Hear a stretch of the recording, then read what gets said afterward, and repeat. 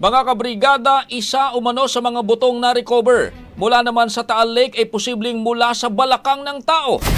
Kabilang ito sa 6 na buto. Mula naman sa kabuuang 71 na posibleng nagmula sa tao, batay po yan sa paunang pagsusuri. Brigada Kath Austria, ibrigada mo! Brigada Live Report. Mas madali sanang matukoy kung buto ng tao o hayop ang mga na-recover sa Taal Lake kung ang mga ito ay nasa pristine state o maayos ang pagkakapreserba. Ayon sa PNP Forensic Group, dahil matagal na nababad sa tubig ang mga buto, nagkaroon na ng pagbabago sa structure nito kaya't nagiging hamon ng pagsusuri. Yung ating bones po supposedly ay na-preserve siya in pristine state, mas madali po yun. Pero kasi may katagalan po nababad, so may changes na sa bones. Kaya nagkahalo-halo pa nga po eh. Siguro may intercurrent doon, kaya nag-mix up sila.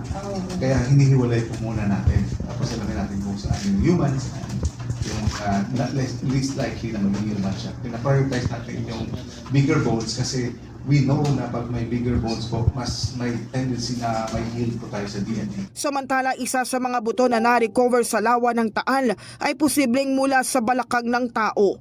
Kabilang ito sa 6 mula sa 71 buto na posibleng nagmula sa tao base sa mga inisyal na pagsusuri.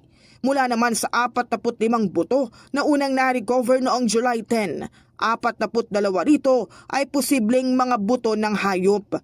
Sa kasulukuyan may 18 kaanak na ng missing sabongeros ang nakapagsumite ng DNA sample para sa posibleng cross-matching. Isasagawa lamang ang cross-matching kapag meron ng nabuong DNA profile mula sa mga na-recover na buto. In the heart of changing lives, ako si Brigada Kath Austria ng 105.1 Brigada News sa FM Manila, The Music and News Authority.